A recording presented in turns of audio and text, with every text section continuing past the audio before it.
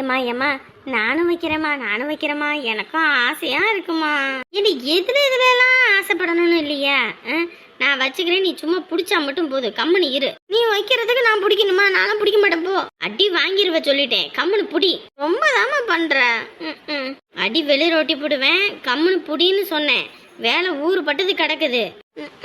எப்ப பார்த்தாலும் உன் பேச்சதான் எல்லாரும் கேட்கணும், இல்லைன்னா யார் பேச்சையும் நீ கேட்க மாட்ட. நல்லா இருக்குமா உனக்கு நியாயம்?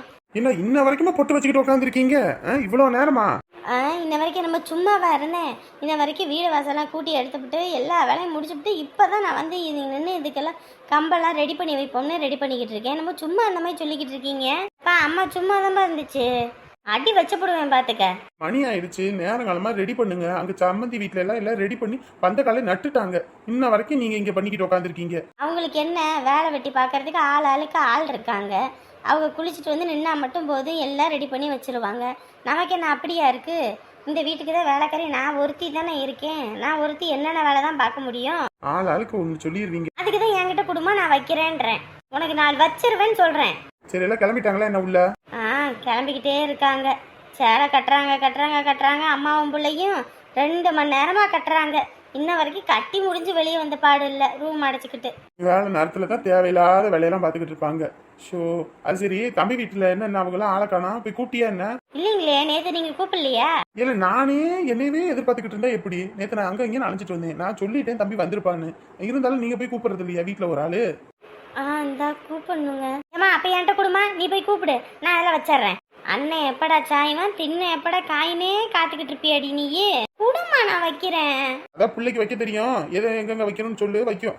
எல்லாம் கிளம்புங்க. அவங்க வீட்டுல எல்லாம் முகூர்த்த கால் நட்டுட்டாங்க. இன்னும் இங்க ஒன்றும் வேலை ஆகாம கிடக்குது. நான் அக்கம் பக்கத்தில் உள்ள வீட்டுல எல்லாம் சொன்னீங்களா என்னன்னு தெரியல. ஒருத்தர் கூட வரல, ஒரு ஈக்காக்கா கூட இல்ல. என்னையவே சொல்லாதீங்கங்க. வீட்டுல மத்தவங்களும் இருக்காங்க, அவங்களாம் என்ன சும்மா தானே இருக்காங்க, அதெல்லாம் சொல்ல மாட்டீங்க. நான் ஒன்னும் சொல்றதுக்கு இல்லாமா, என்னமோ பண்ணுங்க. குடுமா, நான் வைக்கிறேன். குடு. இந்தா பார்த்து வை. போட்டோஸ் எல்லாம் சூப்பரா வந்திருக்கு. இன்னைக்கு ஸ்டேட்டஸ் போட்டுற வேண்டிதான்.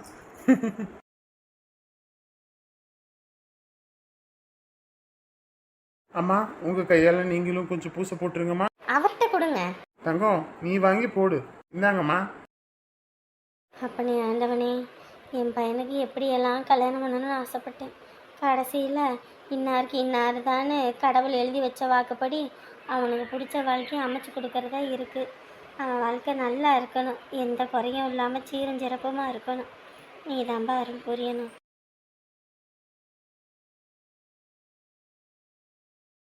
அதை அப்படியே எடுத்துட்டு போயிருங்கம்மா, உள்ள எடுத்துட்டு போயிருங்க. எப்பா முத்துப்பாண்டி, வந்தவங்களுக்கு சாப்பாடுலாம் எடுத்து வைங்க. ஐயோ, இந்த நேரத்துல எங்க நாங்க சாப்பிட போறோம்? அதெல்லாம் ஒண்ணும் வேண்டாம். கூப்பிட்டன்ற ஒரே காரணத்துக்காக எல்லாரும் பொழப்ப விட்டுட்டு காலையிலே வந்திருக்கீங்க.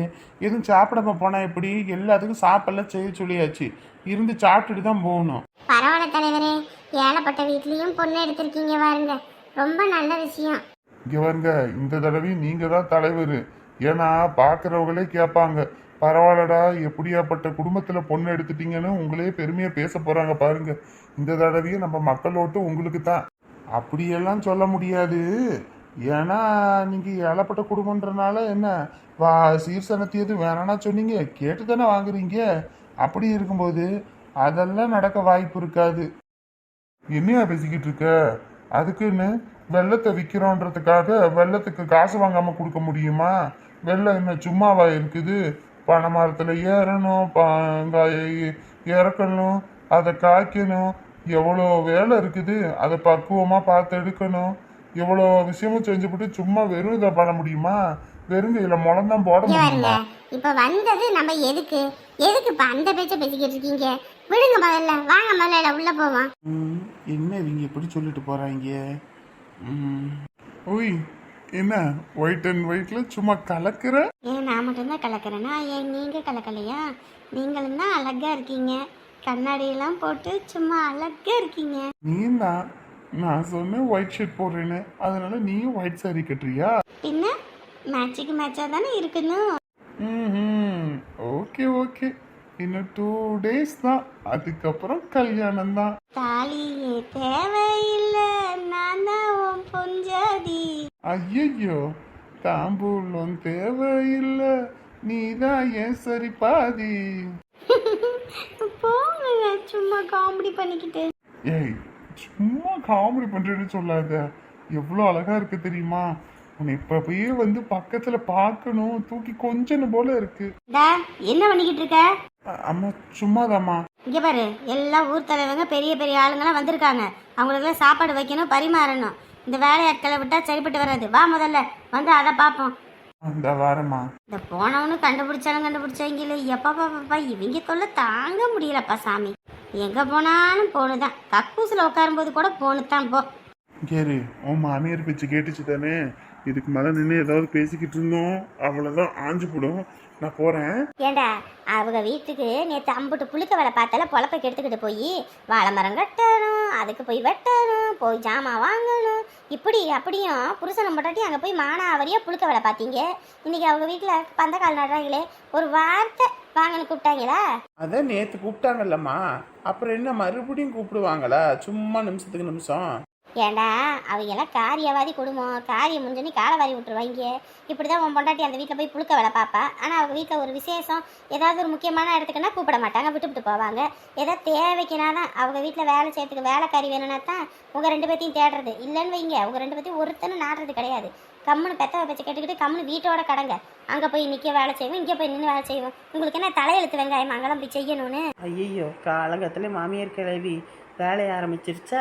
ஏதாவது ஒரு நல்ல விஷயம் அங்கே நடந்தால் போதுமே, உடனே அதை கெடுத்து விட்றதுக்கு என்னென்ன வேலை பார்க்குது பாரு.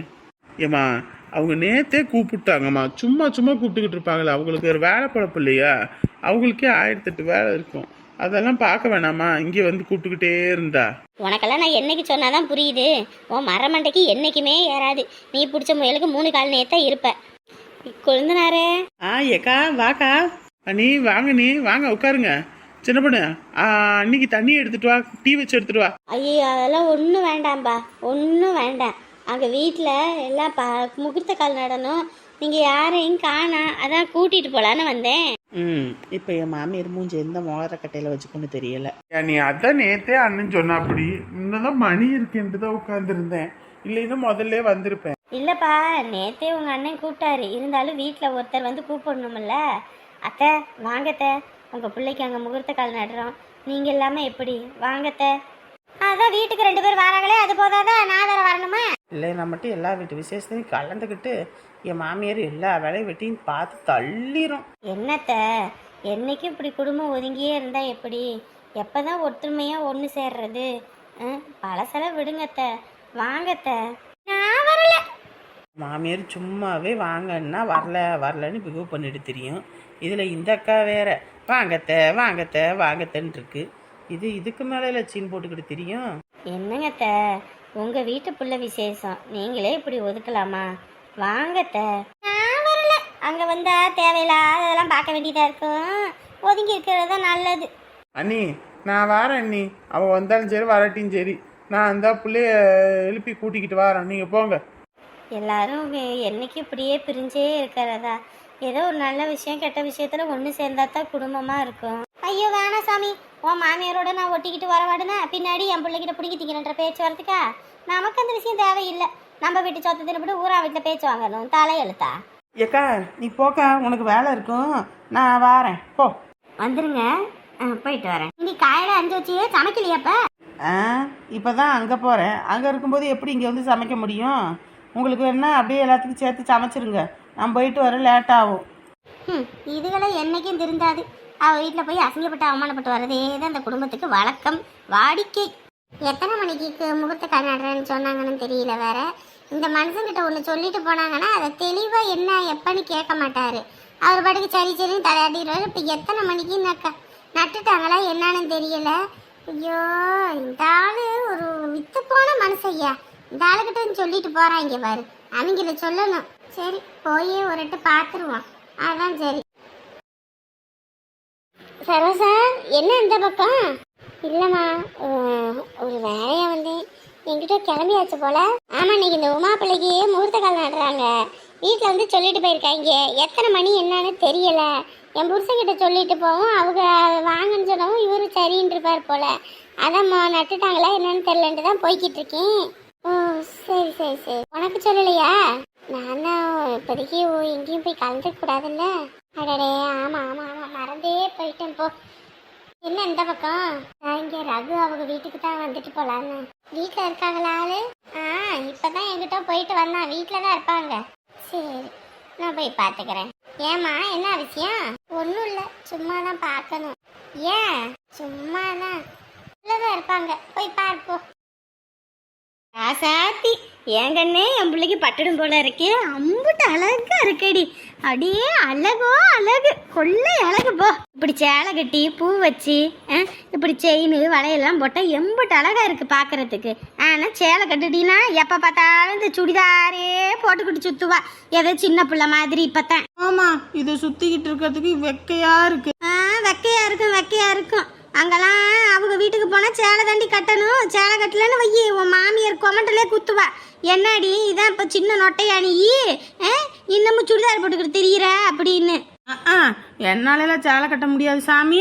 அது இன்னும் பாக்குறேனே, உன் மாமியார் கொமண்டல குத்துனானா ஆட்டோமேட்டிக்கா நீ பாட்டுக்கு சேலை எடுத்து சுத்திக்குவ. நீ வேற போமா அங்கிட்டு. என்னம்மா கிளம்பியாச்சா? அவ்வளவுதான்டா, அலங்காரம் பண்ணிட்டேன்டா. சேலை கட்டுறதுக்கு இம்புட்டு நேரமா? அங்க மாப்பிள்ளை வீட்டுல அங்க முகூர்த்த காலை நட்டுட்டாங்க. இன்னும் இங்க வேலை நடந்துகிட்டு இருக்கு. ஏடா இவளுக்கு கிளப்பி விட்டு தானே மத்தத பண்ண முடியும். இப்ப என்ன அவ சின்ன பிள்ளையா, அவளுக்கு சேலையை கட்டி விடுறது இது பண்ணிக்கிட்டு இருக்க? ஏன் அவளுக்கு கட்டிக்க தெரியாதா? கை கால் நல்லா தானே இருக்கு. ஏண்டா கல்யாண பிள்ளைய பார்த்து என்னடா கையினுள்ள கால் நொல்லன்னு இருக்க, கண்ணி வாக்க காலை வாக்க, என்னடா பழக்கம் இது? என்ன ஒவ்வொன்றையும் சொல்லிக்கிட்டே இருக்கணுமா? ஏன் சேலை கட்டுறது கூட என்ன வலிக்குது?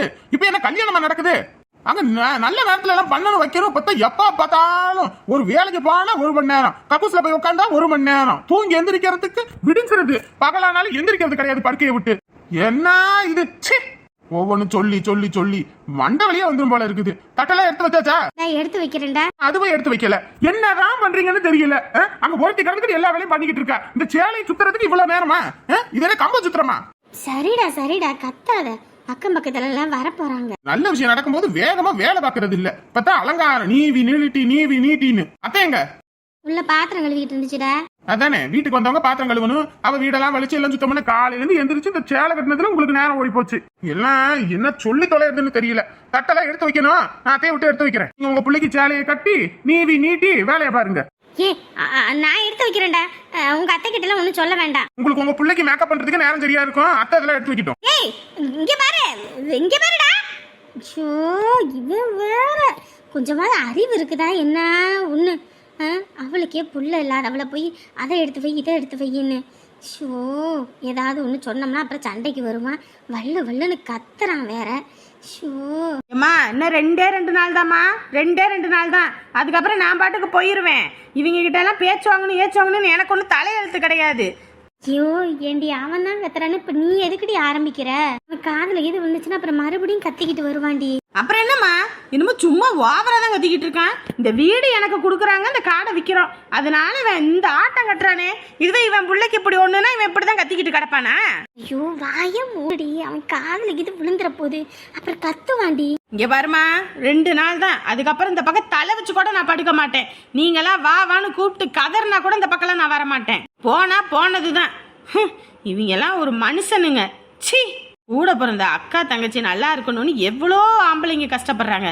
ஆனா இவன் கூட பிறந்த தங்கச்சி நல்லாவே இருக்கக்கூடாது, தான் மட்டும் தான் நல்லா இருக்கணும்னு எவ்வளவு வயிற்றுச்சல் பிடிச்சு கிடக்குறான். வக்கரம் பிடிச்சவன். ஐயோ கத்தாதடி, வாயும் மூடுடி. ஏன்டி இப்படி பண்ற? கல்யாண நேரத்துல இப்படி 3 பிள்ளைங்களை இப்படி சண்டையை போட்டு என்ன சாவடிக்காதீங்க. பேசாட்டுக்கு 3 பேரும் ஏதோ ஒரு டம்ளரை வாங்கி கொடுத்துருங்க, நான் குடிச்சிட்டு செத்து போயிடுறேன். ஆளுக்கு எல்லார் வீட்லயும் விசேஷம்னா தான் தூண் தைய தக்கான வேலை பாக்குறாங்க. ஆனா இந்த வீட்டுல தாமா அடிச்சுக்கிட்டு கிடக்குதுங்க கீரியும் பாம்புமா. இருக்கட்டும், இன்னும் 2 நாள் தான். அதுக்கப்புறம் இதுங்க மூஞ்சில கூட முழிக்க கூடாது. நம்ம வீட்டு பக்கம் நம்மள பார்க்க வாரேன்னா கூட அடிச்சு பத்தி விடணும். அத்தை, அவங்க 2 பேத்தையும் பார்த்தா வேலையாவாத அத்தை. நீங்க இந்த முட்டையெல்லாம் கொட்டி வச்சிருங்க. அப்புறம் இந்த தாம்பளை தட்டுல இந்த பழம், இந்த பால், தானிய வகையெல்லாம் எடுத்து வைக்கணும். அப்புறம் வெத்தலை பாக்க வச்சு அதுல பிள்ளையார் பிடிச்சி வச்சிருங்க, சரிங்களா? சரிப்பா, அதெல்லாம் நான் பிடிச்சி வச்சுறேன். நான் அருவம்புள்ள இந்த வீட்டுக்கு பின்னாடி தான் இருக்கும். நான் அதை பறிச்சுட்டு வந்துடுறேன். ராணி வேற அங்க அக்கம் பக்கத்துல உள்ளவங்களுக்கு சொல்றதுக்கு போயிருக்கு. நேத்தே போய் சொல்லுங்கன்னு சொன்னேன், போய் சொல்லல. இந்த நேரத்துல நான் போயிட்டு என்ன பண்ண முடியும்? அதனால அங்க அனுப்பி விட்டுருக்கேன். நீங்க அதெல்லாம் எடுத்து வச்சிருங்க, கரெக்டா என்ன இது தேவைன்னு பார்த்து. நீ போப்பா, அதெல்லாம் நான் பாத்துக்கிறேன், சரியா? நீ பாத்து போ. வந்தவங்களுக்கு டீ காப்பி எதுவும் கொடுக்குற மாதிரி எதுவும் ரெடி பண்ணி வச்சிருக்கீங்களா என்ன? அவங்க எதுவும் சொல்லலப்பா. அப்புறம் நான் போய் ஒரு 1/2 லிட்டர் பால் வாங்கிட்டு வந்து பாலை கை வச்சு இந்த காப்பி தூள் வாங்கிட்டு வந்திருக்கேன்.